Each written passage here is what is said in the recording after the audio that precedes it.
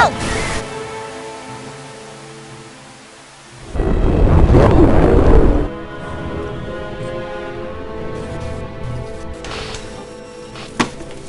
For God's sake, don't touch it. Dad, what's wrong with the telly?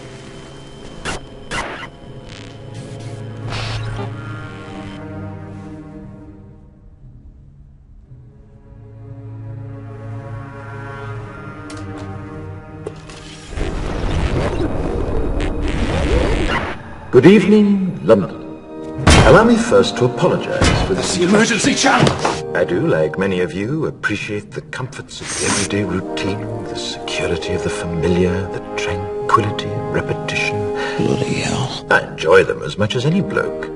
But in the spirit of commemoration, Who's that, Mum? whereby those important events of the past, usually associated with someone's death or the end of some awful bloody struggle, are celebrated with a nice holiday, I thought we could mark this November the 5th, a day that is sadly no longer remembered, by taking some time out of our daily lives to sit down and have a little chat.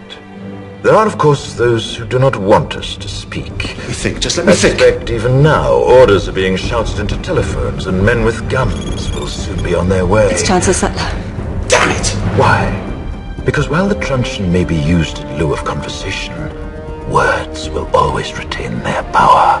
Words offer the means to meaning, and for those who will listen, the enunciation of truth. And the truth is, there is something terribly wrong with this country, isn't there? You designed it, sir. You wanted it foolproof. You told me every television in London. Cruelty and injustice, intolerance and oppression. And where once you had the freedom to object, to think and speak as you saw fit, you now have censors and systems of surveillance coercing your conformity and soliciting your submission. We need cameras. How did this happen? Who's to blame? Well, certainly there are those who are more responsible than others, and they will be held accountable. But again, truth be told, if you're looking for the guilty, you need only look into a mirror. I know why you did it. I know you were afraid. Who wouldn't be? War, terror, disease.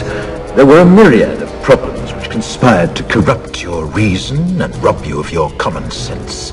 Fear got the best of you, and in your panic you turned to the now High Chancellor Adam Sutler. He promised you order, he promised you peace, and all he demanded in return was your silent, obedient consent. Inspector, you're almost through. Last night I sought to end that silence. Last night I destroyed the Old Bailey to remind this country of what it has forgotten.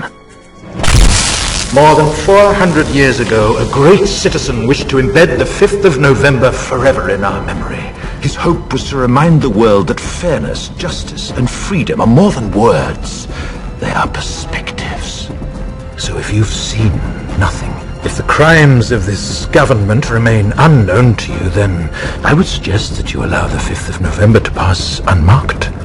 But if you see what I see, if you feel as I feel, and if you would seek as I seek, then I ask you to stand beside me 1 year from tonight, outside the gates of Parliament, and together we shall give them a 5th of November that shall never, ever be forgot.